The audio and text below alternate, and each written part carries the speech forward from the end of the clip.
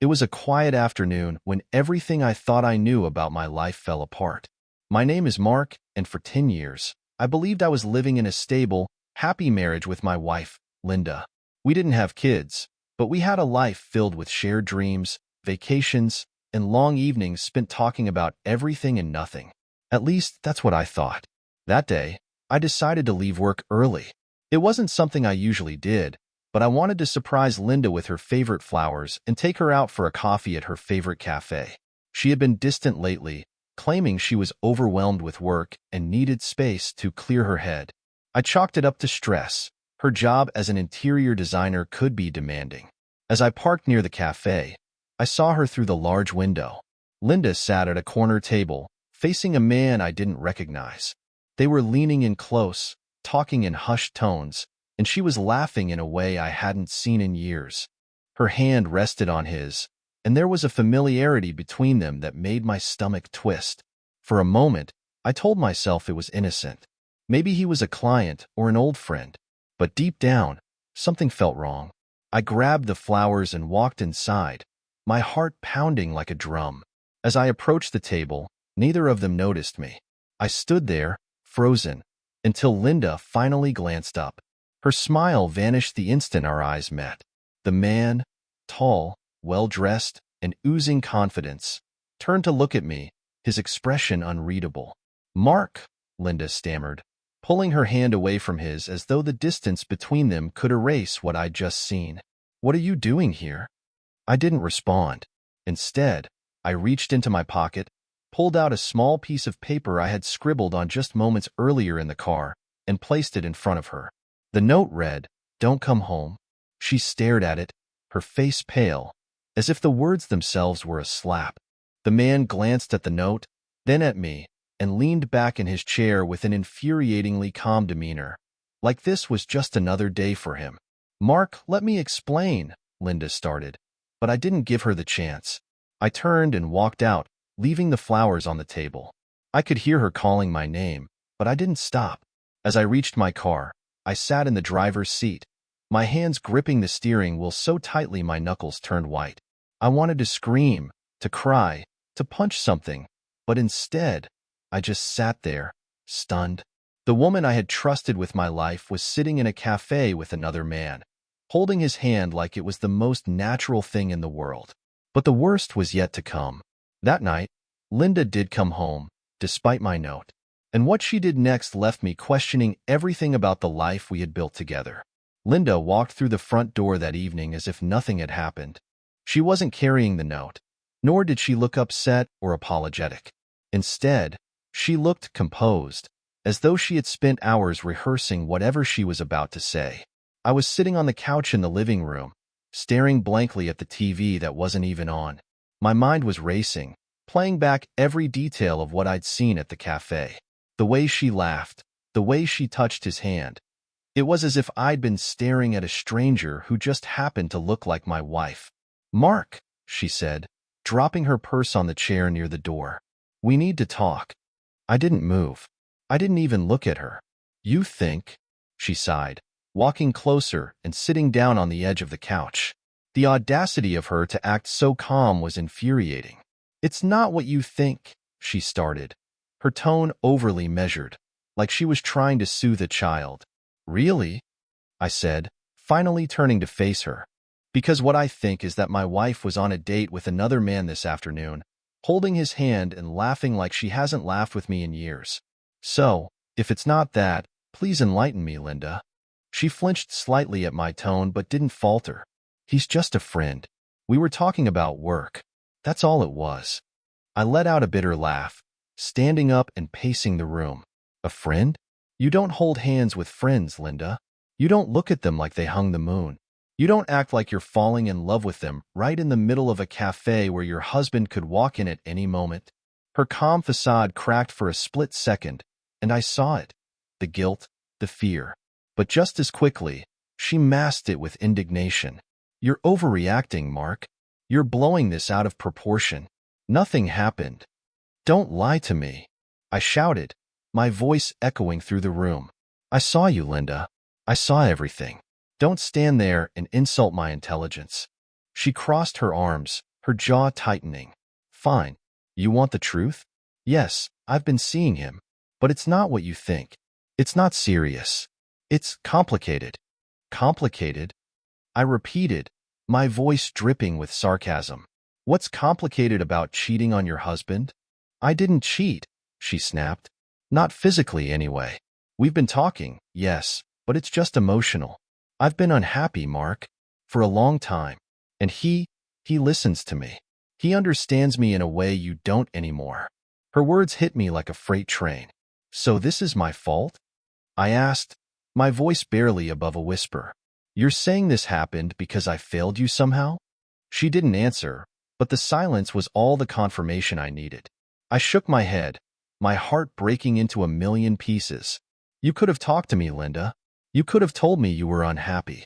But instead, you went behind my back and found someone else to listen to you. She stood up, her arms still crossed. I didn't plan for this to happen, Mark. It just did. And honestly, I don't even know if I want to fix this anymore. Those words were like a dagger to the heart. Then why are you here? Why did you come back? She hesitated, then said something that made my blood run cold. Because I wasn't ready to leave yet. I wanted to talk to you first, to see if we could work something out.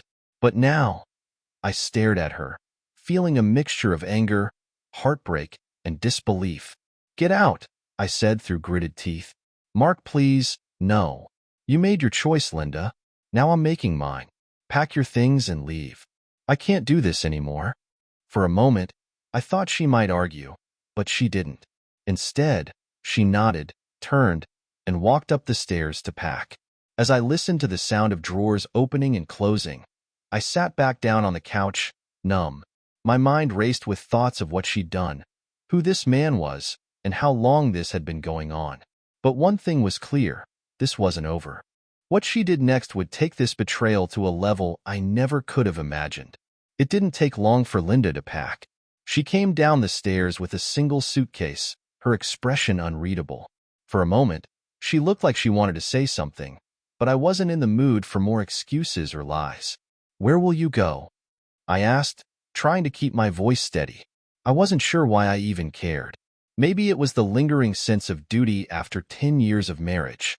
To a friend's place, she replied curtly, avoiding eye contact. Is it him? I asked bluntly. She froze, her grip tightening on the handle of her suitcase. That pause told me everything I needed to know. You know what? Don't answer that, I said, waving my hand dismissively. Just go. Without another word, she walked out the door, leaving me alone in the house that suddenly felt too big, too empty. I sat there for what felt like hours, staring at the spot where she had stood, replaying every moment of the last few months in my head. The late nights, the sudden work trips, the constant excuses. It all made sense now. But just when I thought the worst was over, my phone buzzed. It was a text from an unknown number.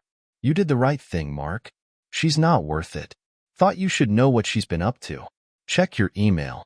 I stared at the message, my heart pounding. Who was this?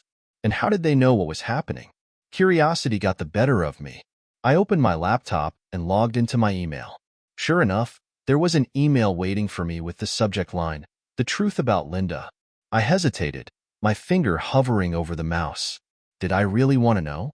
Of course I did. I clicked on the email, and what I saw made my blood run cold. There were pictures, dozens of them, of Linda and the man from the cafe. They weren't just having coffee. They were at a hotel, walking hand in hand, laughing, kissing. The timestamps on the photos went back months. And then there was the video, a shaky, low-quality clip of them in a hotel room. Linda's voice was unmistakable as she laughed and said, "Mark will never find out. He's too trusting." I slammed the laptop shut, my chest tightening with a mix of rage and heartbreak. This wasn't just an emotional affair. She had lied to my face, betrayed me, and now, someone else was rubbing it in. The worst part?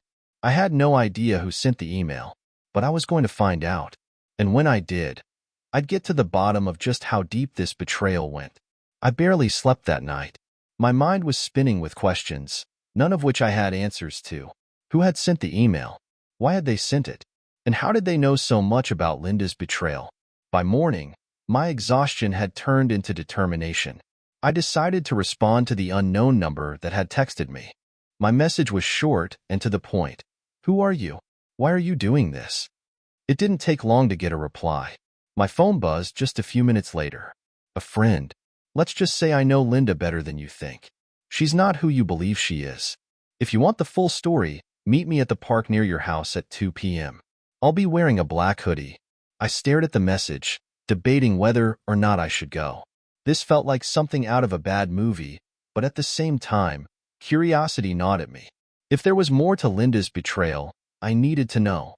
By 1:45 p.m., I was sitting in my car, parked near the entrance to the park. My heart was racing, and my palms were sweaty. What was I even doing? Meeting a stranger who claimed to know my wife's secrets? It sounded ridiculous, but I couldn't shake the feeling that this person had answers I needed. At exactly 2 p.m., I saw someone in a black hoodie walking toward a bench under a large oak tree. Taking a deep breath, I got out of the car and approached them. The person, who I now saw was a man, probably in his mid-30s, looked up as I approached. His face was partially hidden by the hood, but I could see enough to know I didn't recognize him. "You're Mark," he said, his voice low and steady. "Yeah, and you are?" I asked, folding my arms. "Call me Dan," he said, gesturing for me to sit. I hesitated but eventually sat down, keeping some distance between us. "How do you know Linda?" I asked. He let out a bitter laugh. "I used to work with her. We were close for a while. But let's just say I learned the hard way what kind of person she really is." "What's that supposed to mean?" Dan pulled out his phone and handed it to me. "Look for yourself." On the screen was a series of messages, texts between Linda and someone saved as Eric. The messages were explicit, filled with details about their meetings and plans to keep Mark in the dark. "She's been seeing Eric for almost a year," Dan said. "He's married too, by the way. I found out when I caught her and Eric together at an office party. She didn't even care that I saw them. Just told me to mind my own business." I stared at the messages, feeling a wave of nausea. "Why are you telling me this? Why now?" "Because I've been where you are," he said, his voice softening. "I know what it's like to feel like a fool. I thought you deserved to know the truth before she drags you down any further." I didn't know what to say. Part of me wanted to thank him, but another part of me wanted to scream. This wasn't just betrayal. It was humiliation, planned and executed right under my nose. As I handed his phone back, Dan added, "She's not going to stop, Mark. People like Linda, they don't change." I learned that the hard way. I left the park feeling more broken than ever, but I also felt something else, an undeniable urge to take control. Linda thought she could play me for a fool, but she was about to learn just how wrong she was. Driving home from the park, I could barely keep my hands steady on the wheel. Dan's words echoed in my head. "She's not going to stop." That thought infuriated me, but it also ignited something I hadn't felt in days: clarity. Linda had lied, cheated, and humiliated me. I'd spent the last 24 hours swimming in shock and heartbreak, but now I needed to focus. I wasn't going to let her get away with this. When I got home, I immediately grabbed my laptop and started digging. Dan had mentioned Eric's name, and it wasn't long before I found him on social media. Eric was everything I wasn't: polished, charming, and from the looks of his family photos, completely fake. He had a wife, 2 kids, and a big house in the suburbs. The thought of him sitting at my table, stealing my wife while playing the perfect family man, made my blood boil. I saved screenshots of his posts, his work profile, and anything else I could find. I didn't have a full plan yet, but I wanted to be prepared. Linda and Eric thought they were untouchable. I was about to prove them wrong. As I stared at the screen, my phone buzzed. It was a message from Linda. "I need to pick up the rest of my things tomorrow. Will you be home?" Her audacity was unbelievable. She'd barely left, and now she wanted to waltz back in like it was no big deal. My fingers hovered over the keyboard before I finally replied, "I'll be here. Come at 5. The next day, I spent hours preparing for her arrival. I printed the photos and texts Dan had shown me and placed them neatly on the dining room table. I also printed screenshots of Eric's family photos, just to drive the point home. At exactly 5 p.m., Linda walked in. She was dressed impeccably, as always, her expression a mix of guilt and annoyance. "I'm just here to grab my stuff," she said curtly, heading toward the stairs. "Not so fast," I said, stepping in front of her. "We need to talk." She rolled her eyes. "Mark, we've already been through this." "I told you." "No, you listen this time," I snapped, cutting her off. I pointed to the dining table. "Sit down." Her eyes flicked to the table, and I saw her face pale when she noticed the pile of papers. Slowly, she sat, her hands fidgeting in her lap. "What is this?" she asked, though I could tell she already knew. "This," I said, spreading the papers out in front of her, "is everything.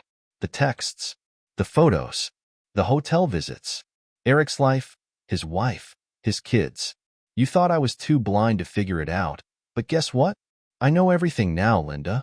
She stared at the evidence, her mouth opening and closing like a fish gasping for air.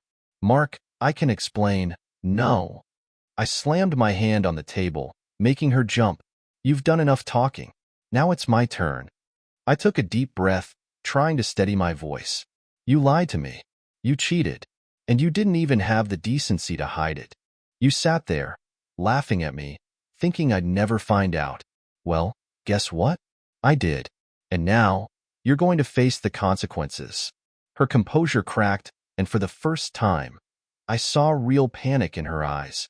"What do you mean? What are you going to do?" I leaned in close, my voice low and firm. "I'm not going to hurt you, Linda, but I'm also not going to let you walk away from this unscathed. You've destroyed our marriage, humiliated me, and lied to my face. I hope it was worth it." She didn't respond, her eyes darting between the papers and my face. For once, Linda had nothing to say. As she gathered her things and left the house for the last time, I watched her go, feeling a strange mix of anger, relief, and emptiness. But I knew this wasn't the end. Linda and Eric had built their lies on my back. Now, it was my turn to dismantle them piece by piece. The silence in the house after Linda left was deafening. For the first time in years, I was truly alone. But rather than wallow in the emptiness, I focused on what came next. Linda and Eric thought they could move on without consequences. That wasn't going to happen. I couldn't let them get away with this, not after what they'd done. The first step was simple. I drafted an email to Eric's wife, Michelle. It was brief but clear. I attached screenshots of the texts and photos along with a message. "I thought you deserved to know the truth about your husband. If you'd like to talk, let me know." I hesitated before hitting send, wondering if I was crossing a line. But then I remembered Linda laughing in that cafe, dismissing me like I was nothing. I clicked send and felt a strange sense of satisfaction. The next morning, I got a response. Michelle wanted to meet. She suggested a quiet coffee shop away from her neighborhood, and I agreed. When I arrived, she was already there, sitting in the corner with a strained expression. Michelle was elegant, the kind of woman who carried herself with dignity even in the face of disaster. "Mark?" she asked as I approached. I nodded and sat across from her. "Michelle, thanks for meeting me." She wasted no time. "Is it true? All of it?" "Yes," I said, sliding the photos and texts across the table.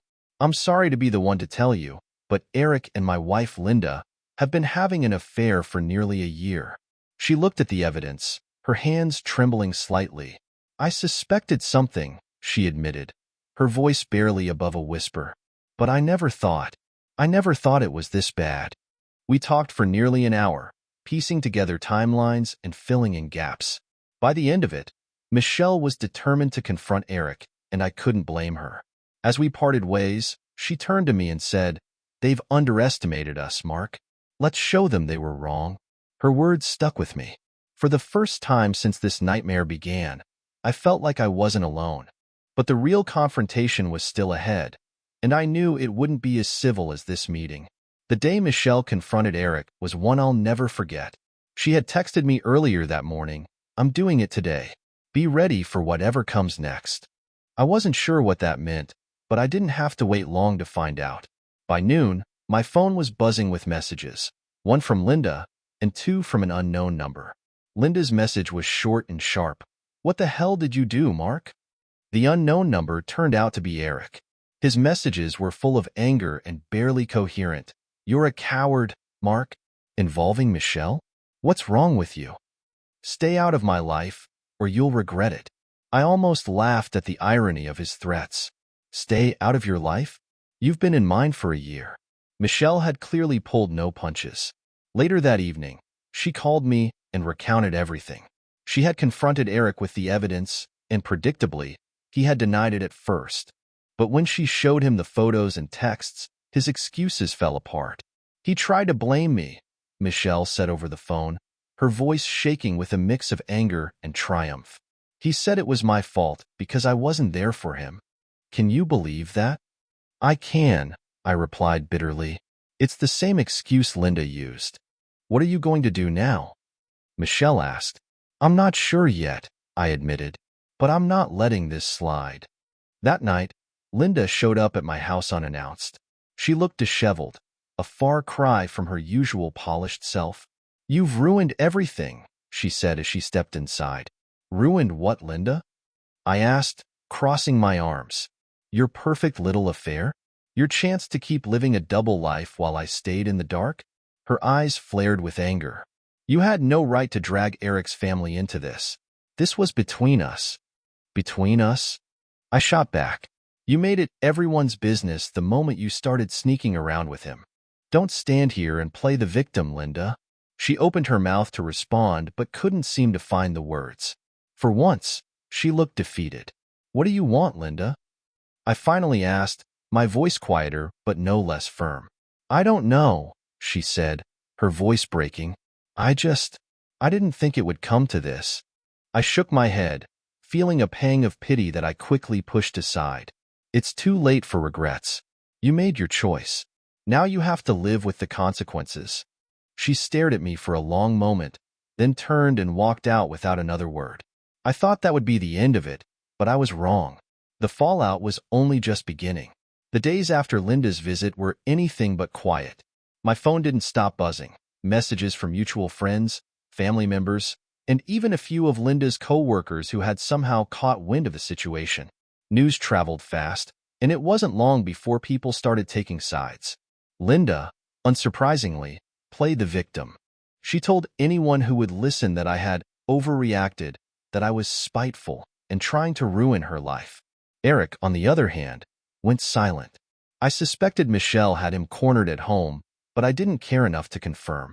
What I hadn't anticipated, though, was how deeply this would ripple through my life. Friends I thought were mine began questioning me. Why I had exposed Linda so publicly, why I had dragged Eric's family into it. I couldn't believe it. One of our mutual friends, Claire, called me one evening. "Mark, I just heard about everything. Are you okay?" I hesitated. Claire and Linda had been friends for years, and I wasn't sure if I could trust her, but I decided to be honest. "Honestly? No, Claire. I'm not okay. Linda cheated on me, lied to me, and humiliated me. And now I'm the bad guy for exposing it?" Claire sighed. "Look, I'm not saying what she did was right, but maybe you could have handled it differently. People are talking, Mark. You've made things messy." Her words stung, but I forced myself to stay calm. "Messy? Claire, she betrayed me. What did you expect me to do?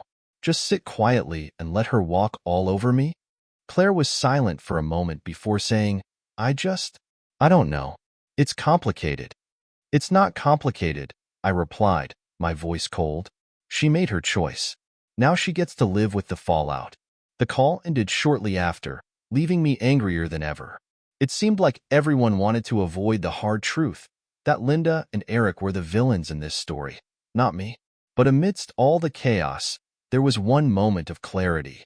Michelle called me again, her tone more determined than before. "Mark," she said, "I think it's time we take this further." "What do you mean?" I asked, unsure of where she was going. "I've spoken to a lawyer," she said, "and if you're willing, I think we should both file formal complaints against them. Eric's job has a strict policy about workplace affairs. If we go through with this, he could lose his position, and Linda might face consequences too." I paused, letting her words sink in. It felt drastic, but at the same time, They had crossed every boundary imaginable. "Let's do it," I said finally. "It's time they faced the full weight of what they've done." As I hung up the phone, I realized that the road ahead wouldn't be easy.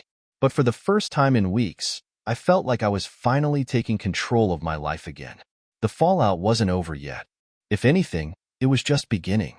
A week after agreeing to Michelle's plan, the wheels were in motion. We both filed formal complaints against Eric and Linda.